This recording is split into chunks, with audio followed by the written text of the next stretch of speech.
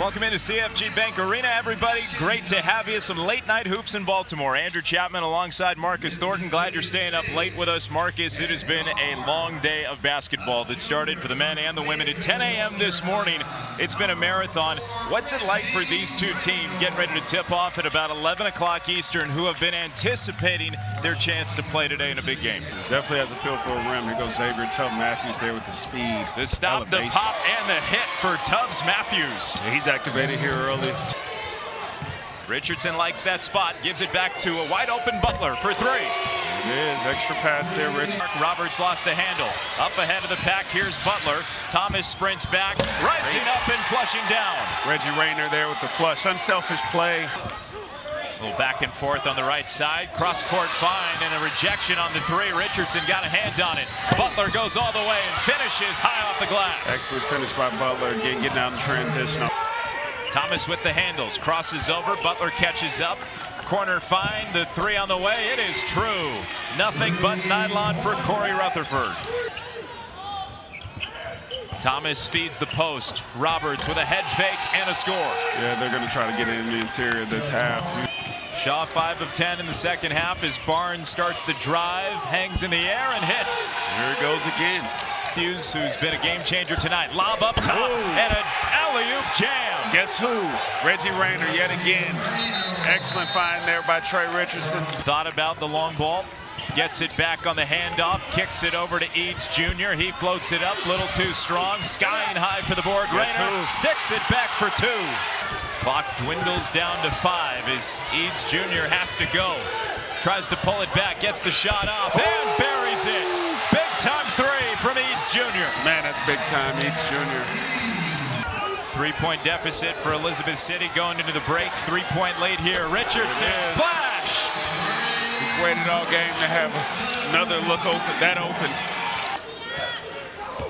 Rayner leads the way with 21. Keep an eye on 33. Richardson always a threat to make a three. 4 on the timer. The runner is blocked. Scott got a hand on it. Shaw pushing the issue, and they finish strong. Trent McIntyre. Good finish by McIntyre. Here we go, 3-point game, 2.5 left. Bobby Collins vocal towards midcourt, clapping his hands, trying to will his defense on. Butler probes.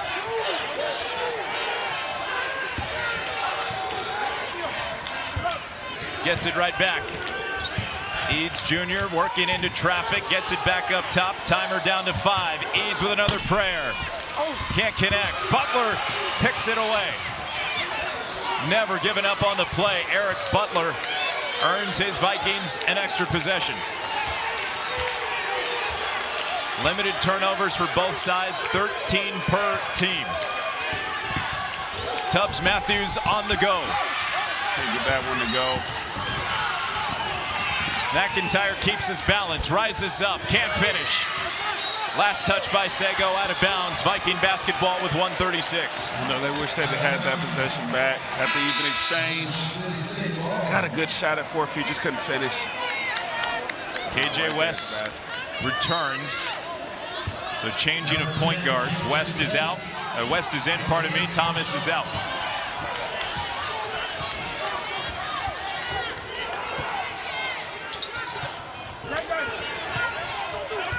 Three-point deficit for Elizabeth City going into the break. 3-point lead here. Richardson, splash! He's waited all game to have another look open, that open. Trey Richardson able to get that one to go.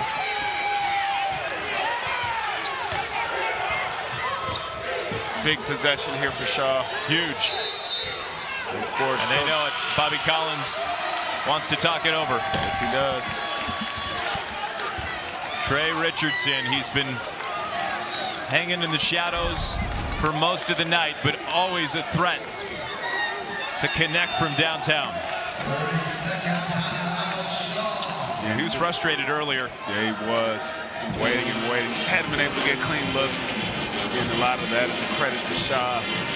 Even in his zone defense, they've been able to deny him 3 shots at the basket. And stays patient, able to line it up right there. knock it down, puts the Vikings up 3 with just over a minute to go.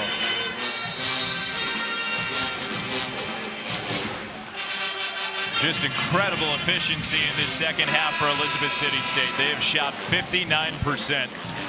They've made 4 of their 9 threes. They've hit all 5 of their free throws. 16 buckets in a 41-point half. And Richardson's 3 gives them the 6-point lead with 63 seconds to play.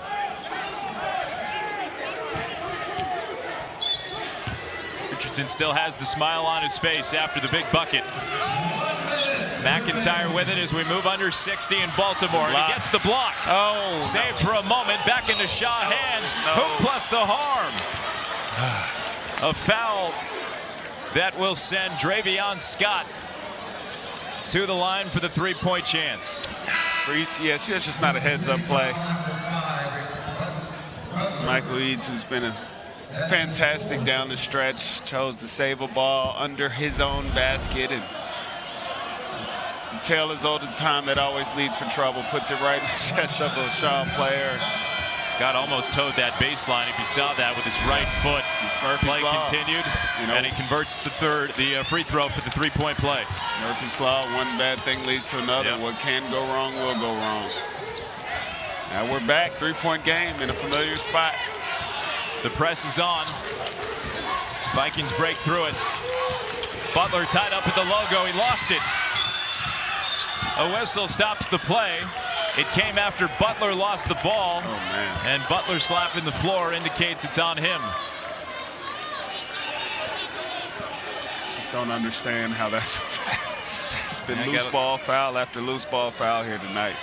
Unless it tangled ankles, it comes after he loses the ball. Keep an eye on that. Get a loose ball here, 50-50, 50-50.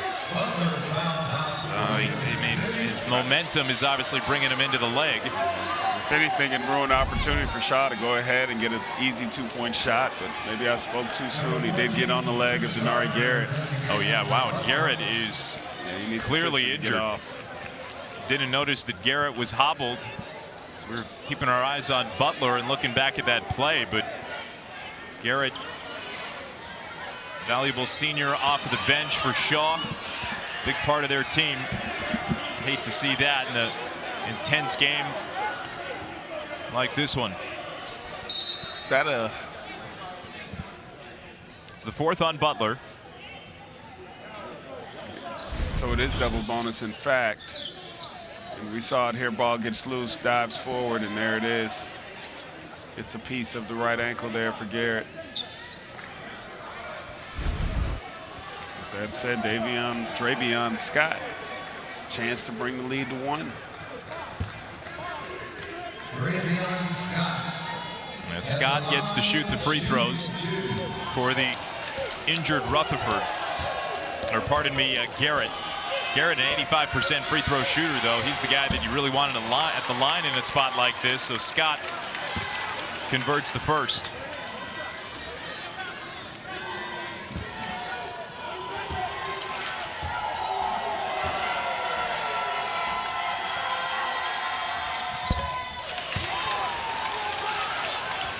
Perfect at the right time. Dravion Scott gets it back to a 1-point game.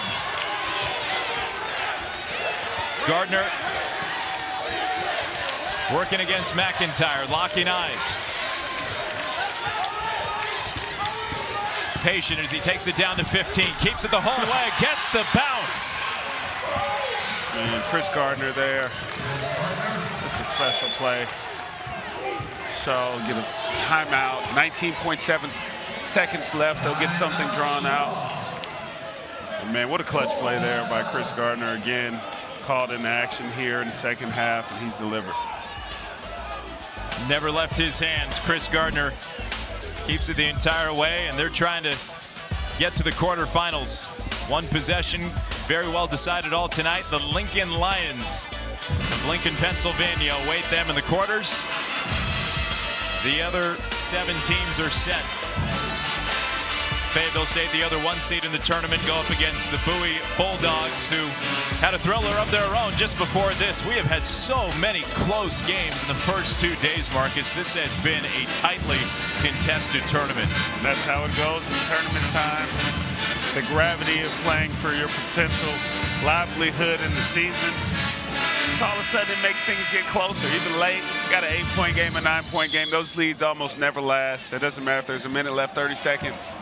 Everything seems to flow in a way that gets it closer and closer and closer. I don't know. The games, the memories, the teammates, these things last a lifetime, right? These memories don't leave you.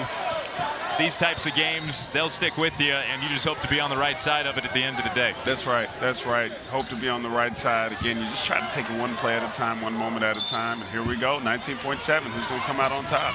Out of the timeout, the inbound goes to Sego.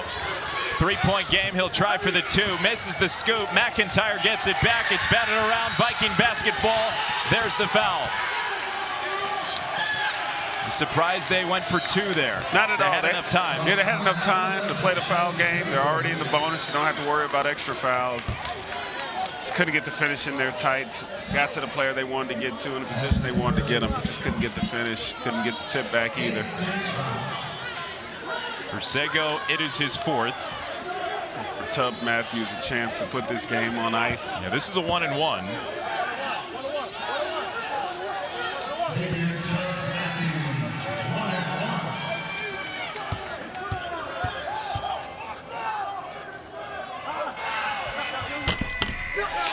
They get the bounce. Big make on the first for Tubbs Matthews. He's been quiet in the second half. In fact, no points up until that free throw make there. He had 10 in the first. Trying to ice it away here with 11.8. He misses. This is a ball game as Shaw brings it forward. McIntyre corrects in the air, draws the foul. He'll shoot 2. Yeah, I don't know about that foul, but nonetheless, good job being aggressive. Still going for 2 and not settling for the 3.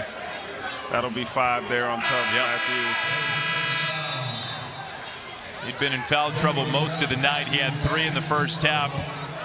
Head coach John Richardson, the 3rd, trusted him to be out there in the 4th. Stayed away from that 5th for a while, but his night is complete.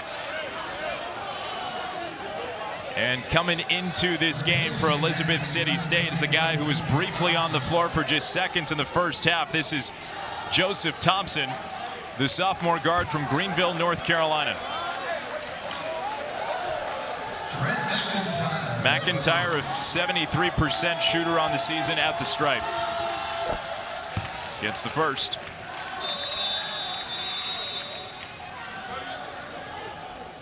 Timeout here.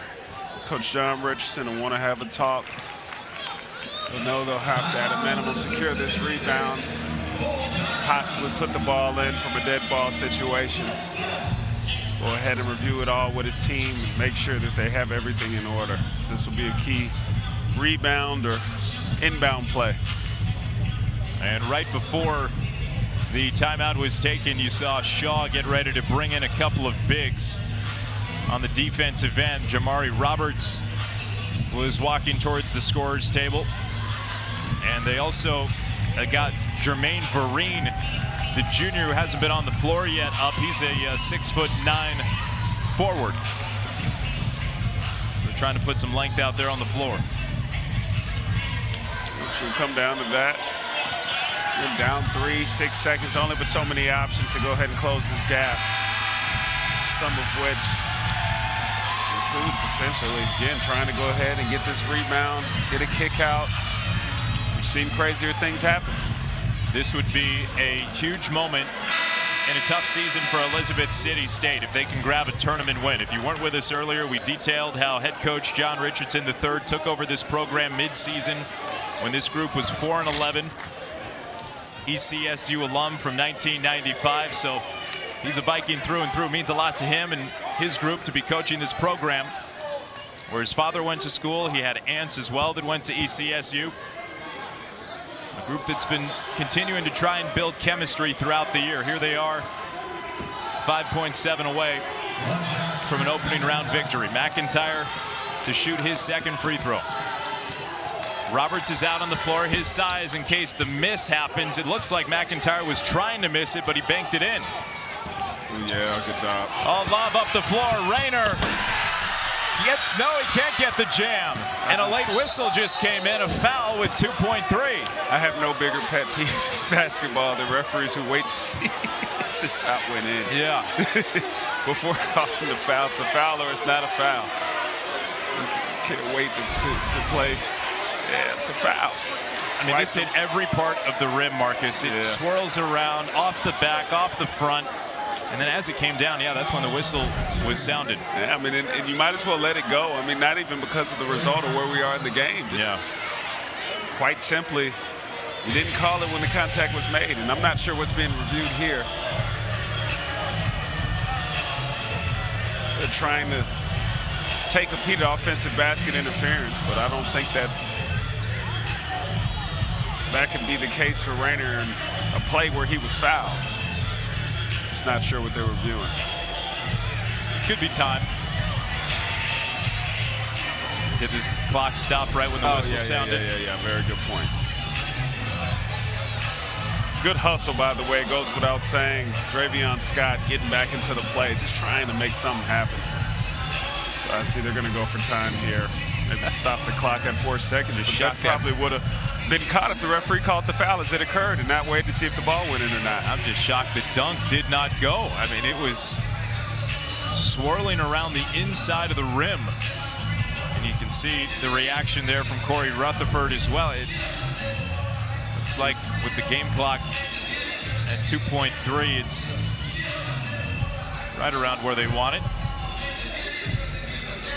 Gives these two times a little bit of extra time to talk it over. Let's take one more look. So the whistle does not sound until the ball starts to fall off the rim. And right as it does, you see it's at about 2.8, 2.9. That's when the official starts to raise the fist. So maybe 5 or 6 tenths at the most. At most, they'd add maybe a full second back if they wanted to go back to where they felt like the spot of the foul. I'm not sure exactly how you govern this. But again, just execution while the play's occurring. Got to be sharp. If it's a foul, call a foul. If not, you let it go. If they don't call anything there, the game's over. We were wrong 4.2 seconds. Wow. I had a feeling they would go all the way back to where contact was made. And again, it's one of those plays. Fair. Don't understand what the objective there is. So you're saying not necessarily when the whistle sounded, but when the foul initially occurred. Right, and that's why I feel like, again, at any point in the game, if there's a foul, you got to call it right when you see it. You can't wait and observe the basket and see if it goes in.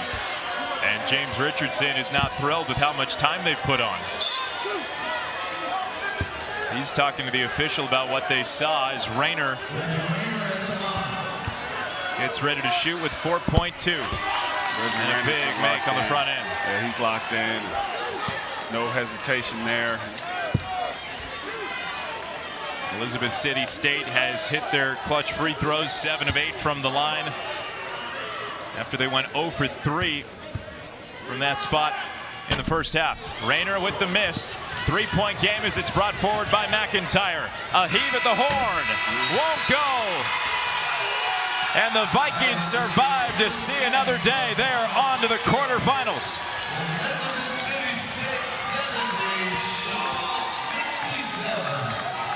What a battle tonight in Baltimore. And it was our Food Line MVP, Reggie Rayner, leading the way for the Vikings with his 22 and game-sealing free throw. He was fantastic tonight, Andrew. He made it happen from all levels of the court. Had a few clutch defensive plays, rebounds, some plays down the stretch. He was a big boost for them in the second half as well with his scoring.